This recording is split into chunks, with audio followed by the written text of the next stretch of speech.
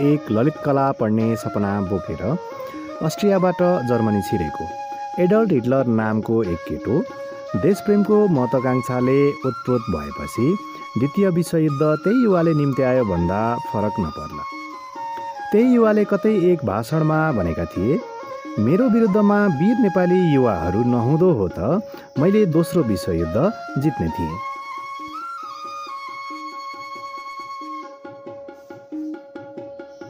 आज म यो भिडियोमा एडल्फ हिटलरको कुरा गर्ने छैन, तर उनको भनाइको आशय चाहिँ युवाहरूमा त्यो विश्व हल्लाउने शक्ति हुन्छ र युवाहरू प्रत्येक देशको परिवर्तनका संवाहक हुन् भन्ने कुरा गर्नेछु। युवाहरू भविष्यका कर्णधार मात्र होइनन्, देशको बागडोर सम्हाल्ने सक्षम व्यक्ति पनि आजका युवाहरू नै हुन्। गएको एक दशकमा हाम्रो देशमा पनि थुप्रै राजनीतिक परिवर्तनहरू भए।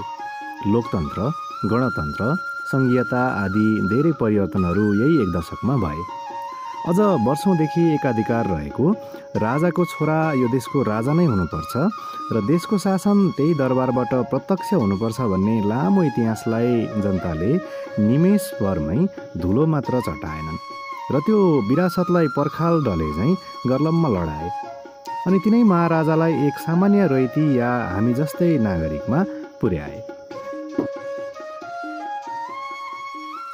हामी जस्तै घाँस र दाउराको भारी बोक्दै गरेको एक सामान्य दूरदराजमा बस्ने गरिब जनताको छोराछोरी पनि यो देशको शासन हाँक्ने प्रमुख जन्मजात नभएर मेहनत र लगावले हुन्छ भन्ने सत्यलाई संविधानमा नै सुसूचित यही एक दशकमा नै भयो। त्यसैको एक उपज हो हाम्रो देशको पहिलो सम्माननीय राष्ट्रपति युवा अवस्थामा तराईको कुनै एउटा गाउँमा भैँसी चराउने गर्दथे अनि वर्तमान सम्माननीय राष्ट्रपति पनि एक दुर्गम गाउँमा किसानको परिवारमा हुँदै धैर्यता र मेहनतले आज त्यो देशको मुख्य बागडोर सम्हाल्ने ठाउँमा हुनुहुन्छ। यी सबै परिवर्तनहरू यही छोटो एक दशकको बीचमा भएका थिए।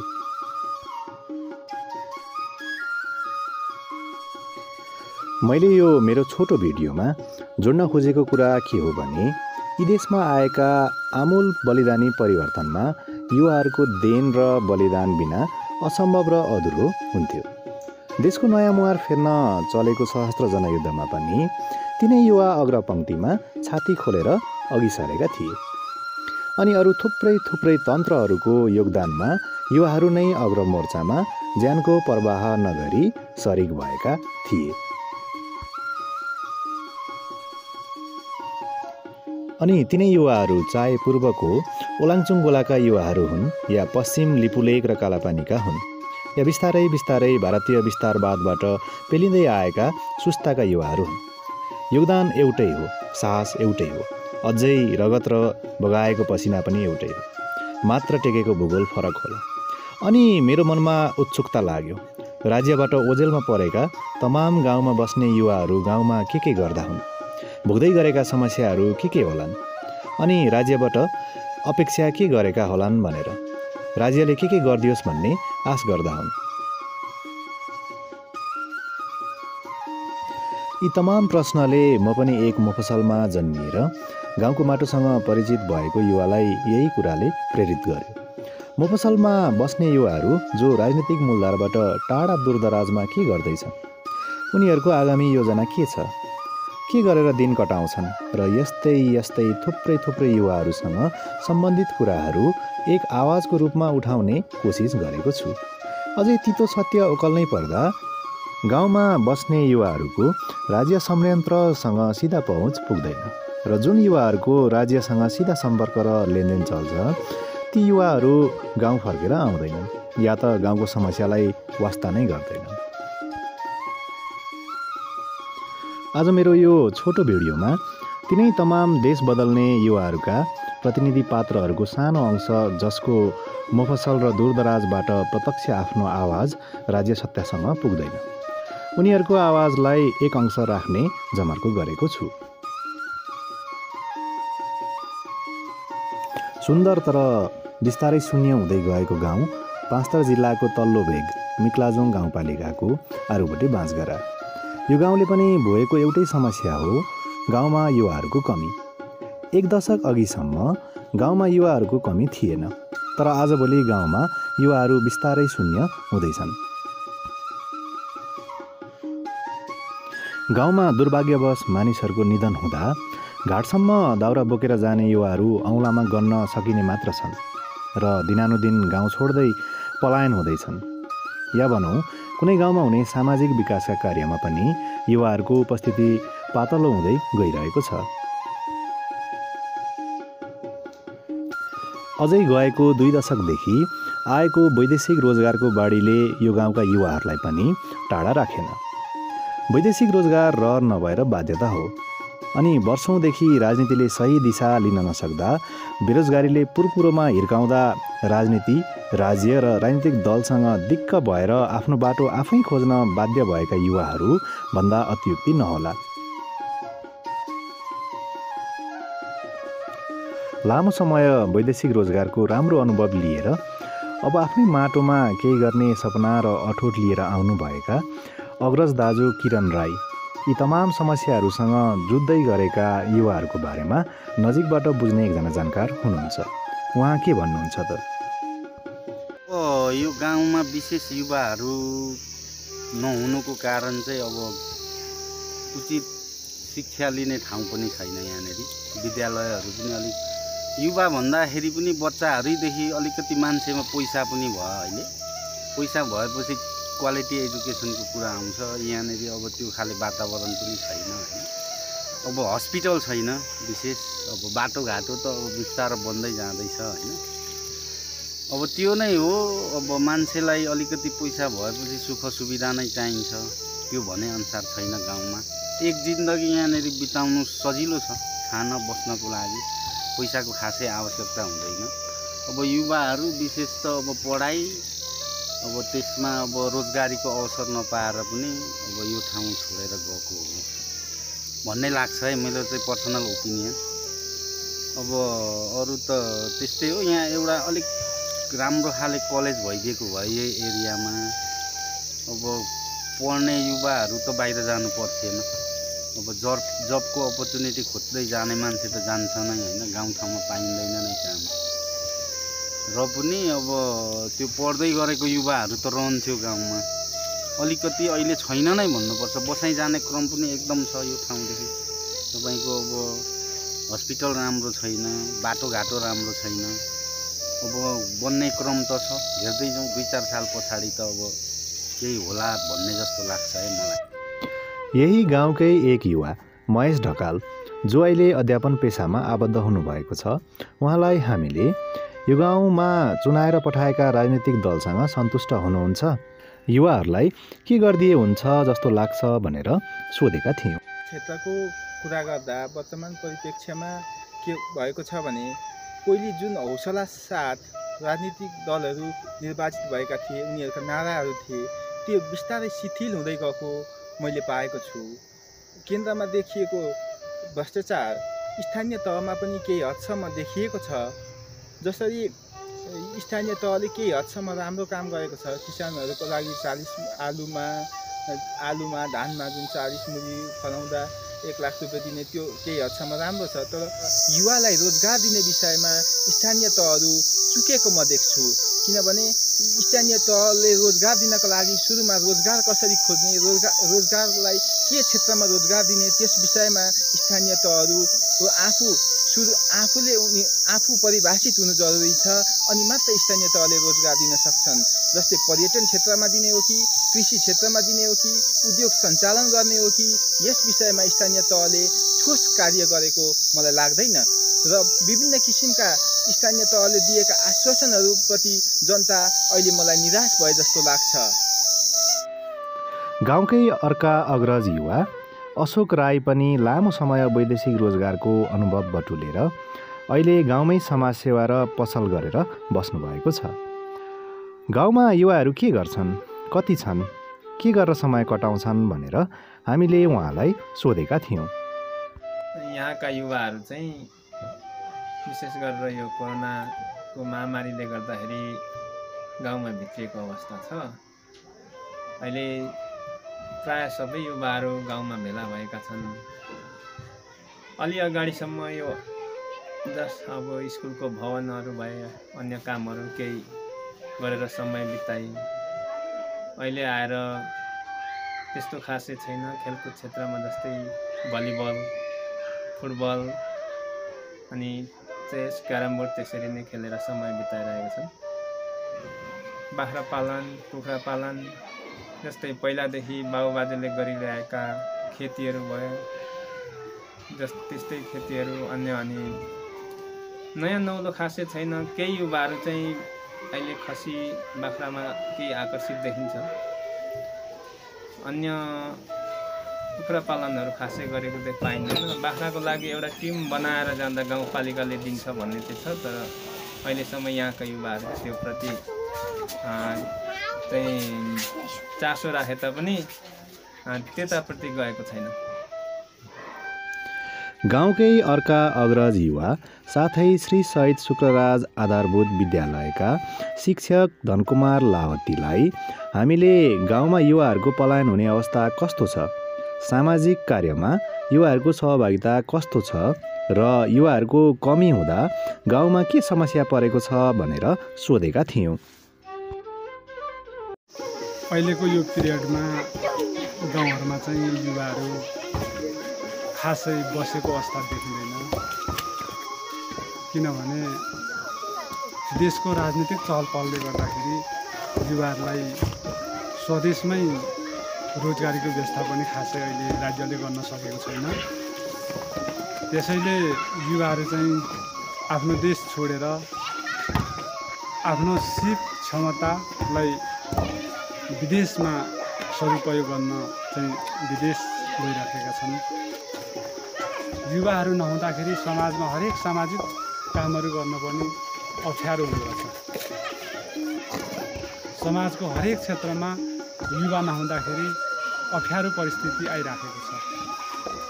त्यसैले राज्यले यदि युवाहरूलाई यही देशमै स्वरोजगार बनाउन सके, सिप जागर दक्षता भएको मान्छेलाई नै राख्न सके, देशमा चाहिँ अलिकति विकासको मुहान अझ राम्रो हुने थियो। हामीले आफ्नो क्षेत्रबाट भन्नुपर्दा राज्यले देशकै युवाहरूलाई यही रोक्नको लागि स्वदेशमा रोजगारीको राम्रो व्यवस्था गर्नुपर्छ। स्थानीय निकायदेखि लिएर प्रदेश सरकार, केन्द्रीय सरकार सबैले चाहिँ रोजगारीको लागि व्यवस्था गरिदिनुपर्छ भन्ने चाहिँ मलाई लागेको छ। गाउँकै अर्का युवा सन्तोष लावती जो लामो समयदेखि भलिबल खेलसँग आबद्ध हुनुहुन्छ र नयाँ पिँढीलाई सिकाउँदै पनि हुनुहुन्छ। हामीले उहाँलाई खेलकुदको क्षेत्रमा गाउँपालिका र प्रदेश सरकारले युवाहरूलाई के गरिदियोस् भन्ने चाहनुहुन्छ भनेर सोधेका थियौँ। अब अहिले चाहिँ जुन हाम्रो स्थानीय सरकार भएपछि पहिलेभन्दा धेरै राम्रो सुविधाहरू उपलब्ध गराउँदैछ प्रदेशबाट, र प्रदेशले चाहिँ अब पालिकाले वडालाई त्यसरी नै अब चुइजिङ गेमहरू भइरहेछन्। अहिले चाहिँ अब लकडाउनको कारणले धेरै गेमहरू रोकिरहेछन्। तैपनि अब सानोतिनो गाउँघरमा टोल स्तरीय 10 वर्ष मुनि 12 वर्ष मुनिका सानो सानो भाइ बहिनीहरूलाई छनौट गर्ने क्रम चाहिँ अब चलिरहेकै छ। हिजोअस्ति माथि नागीमा पनि छनौट चरण भयो र उता कन्याटारमा अब भोलि 6 गते चाहिँ वडा नम्बर 4 र 5 को फाइनल गेम छ अन्डर 12 को। अब यो लकडाउन सकेपछि जे होस् अब विदेशहरू जति नै फेसिलिटीहरू खेलकुद क्षेत्रमा प्रदेश सरकारले चाहिँ दिन्छ भन्ने एउटा आशा व्यक्त गरेको छु र अहिलेसम्म ठिकै गरि नै रहेको छ। खुसी छ। सबै अब खेलमा रमाइरहेछन्, पहिलेको भन्दा धेरै राम्रो भनेर खुसी नै छन्, खेलिरहेछन्, आफ्नो भविष्य खेलमा देखि नै रहेछन्। गाउँकै अग्रज युवा तथा शिक्षण पेसामा आबद्ध भविन्द्र आचार्यलाई हामीले पलायन भएका युवाहरूलाई गाउँमै रोक्न के गर्नु पर्ला भनेर सोधेका थियौँ। यस पाँचथर जिल्लाको मेक्लाजुङ वडा नम्बर 3 यो बाँझगरामा शैक्षिक जनशक्तिहरू पलायन हुँदै गइरहेका छन्। अब यो शैक्षिक जनशक्तिहरूलाई रोक्नको लागि एउटा कृषि क्षेत्रमा आमूल परिवर्तनको आवश्यकता रहेको छ र कृषि क्षेत्रको आमूल परिवर्तनको लागि भौतिक पूर्वाधारहरू, शैक्षिक पूर्वाधारहरूको विकास अनिवार्य रहेको छ। यदि भौतिक पूर्वाधार बिना चाहिँ हामीले यी विदेशिएका युवाहरूको पलायनलाई हामीले रोक्न सक्दैनौँ र यिनीहरूलाई रोक्नको लागि कृषि क्षेत्रमा नै आमूल परिवर्तन गर्नुपर्ने देखिन्छ। किनभने यो ठाउँ भनेको सिँचाइको दृष्टिकोणले एकदम उपयुक्त रहेको छ हरेक कुराहरूले र यहाँ भनेको एउटा बेसी जहाँ चाहिँ 3 बालीसम्म हामी खाद्यान्नहरू उत्पादन गर्न सक्दछौँ। हिउँदे बाली, बर्खे बाली र बर्खे बालीमा पनि धान 2 बाली हामीले उत्पादन गर्न सक्दछौँ। यसलाई हामीले आधुनिक तरिकाले, सहज तरिकाले र अहिलेको नयाँ उन्नत मल, बिउ र रासायनिक मलहरू हामीले समयमै कृषकहरूलाई उपलब्ध गराउन सकेमा हामीले कृषि क्षेत्रमै केही गर्न सक्दछौँ। त्यस्तै गरी अन्य बाख्रा पालन, माछा पालनको दृष्टिकोणले पनि यस बाँझगरा प्राकृतिक दृष्टिकोणले पनि एकदम उपयुक्त रहेको छ र यसलाई हामीले विदेशी युवाहरूलाई त्यस कृषि क्षेत्रमा हामीले राख्न सक्यौँ भने हामीले उनीहरूलाई यसै क्षेत्रहरूमा चाहिँ रोजगारी दिन सकेमा हामीले एकातर्फ हामीले विदेश जान युवाहरूलाई रोक्न सक्दछौँ भने अर्कोतर्फ चाहिँ हामीले यही क्षेत्रहरूमा हामीले स्वरोजगार हामीले दिन सक्दछौँ र उनीहरू आत्मनिर्भर र आफ्नो खुट्टामा आफै उभिन सक्ने बनाउन सक्दछौँ। गाउँकै अर्का एकजना युवालाई मैले सोधेको थिएँ, आजभोलि के गर्दै गाउँमा बस्नुहुन्छ? पशुपति ढकाल। अहिले चाहिँ अब म यो कोरोनाको महामारीको अवस्थामा मैले चाहिँ गाउँमा आएर बाख्राहरू पाल्ने, यसो कुखुराहरू पाल्ने योजना गरेँ। त्यसमा अब सुरुवात गरेको छु। हेरौँ अब त्यसको मार्केट कस्तो हुन्छ। सामान्यतया अहिलेसम्म ठिकै छ, चलेकै छ। अब अरू साथीभाइहरू पनि यसो हेर्दा गयो, बेरोजगारी छ, अवस्था अलि नाजुकै छ। कहीँ फर्केर पनि अरू रोजगारी गर्ने उपायहरू पनि छैन। श्रमसिप गर्ने अरू ठाउँहरू पनि विकल्पको रूपमा देखिएन। नदेखे पछाडि गाउँमै फिरेर चाहिँ यसो खेतीपाती हेर्दै यसो व्यवसाय गरौँ, गुजारा टारौँ भन्ने हिसाबले बाख्राहरू, कुखुराहरू, लोकल कुखुराहरू पाल्न सुरुवात गरेको छ। ठाउँमै चाहिँ होइन र पनि अब 30-40वटा 50वटासम्म कुखुराहरू पाल्ने, अब बाख्राहरू पनि थप्दै जाने गर्ने विचार गरेको छु। मैले त्यस पछाडि रुद्राक्षहरू पनि लाउने निर्णय गरेँ। बिरुवाहरूमा रुद्राक्ष लगाएँ, लिचीहरू पनि लगाएको छु, मैले अनारहरू पनि लगाएको छु। थोरै राम्रै तरिकाले चाहिँ बिरुवाहरू हुर्किरहेको छ। त्यसैलाई हेरचाह गर्दै प्लस अब तिनी कुखुरा, बाख्रा, बाठाहरू अनि परिवारसहित मिलेर यसरी नै गर्दै गरेको अवस्था छ अहिले।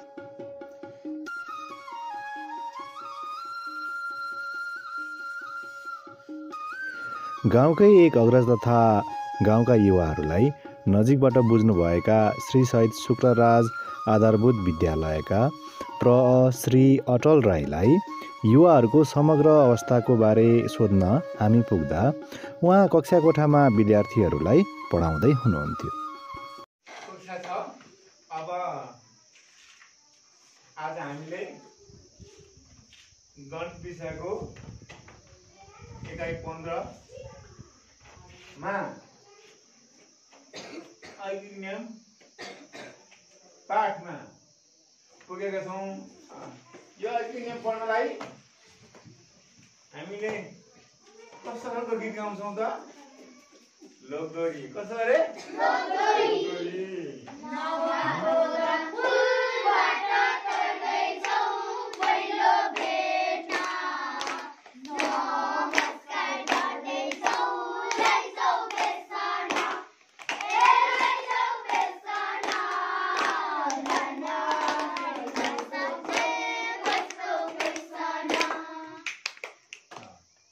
यो गए बस्यौँ हामीहरूलाई थाहा ल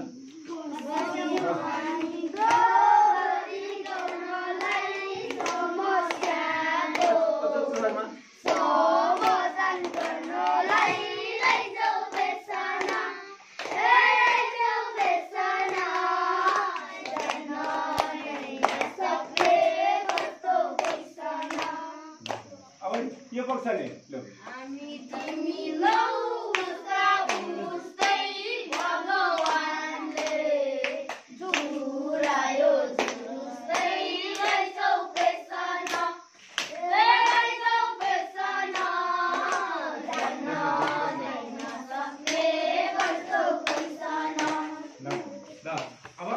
प्रश्न गर बसेर गर बसेको यो माथि सिराम गर नि यो के हो बल हो 2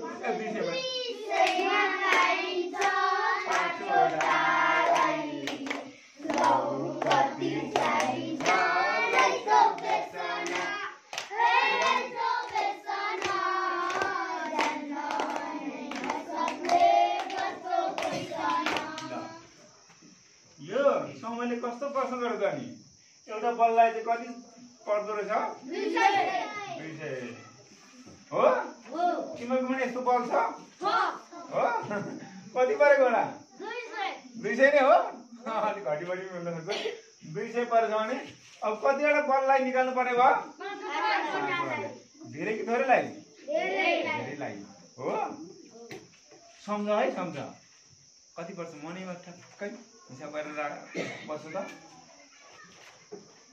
अनि यहाँ अनिताले पनि गर्दैछिन् ल देख्यौ देख्यौ अनिताले गरेको देख्यौ कति निकालेको पनि देख्यौ हो लु भन्देऊ मिल्यो कि मिल्दैन तर भन्देऊ त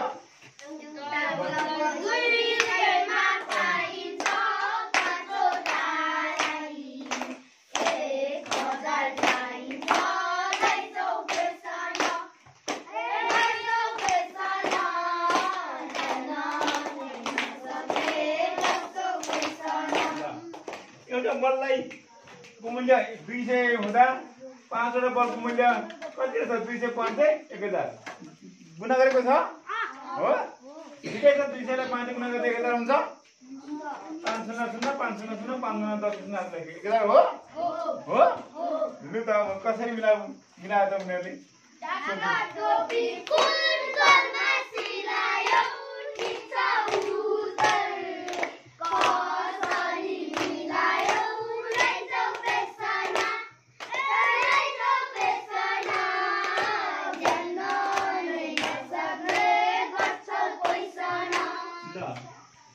कसरी मिलायो त नि यहाँ कसरी मिलाएको छ त्यसको त भन्नु त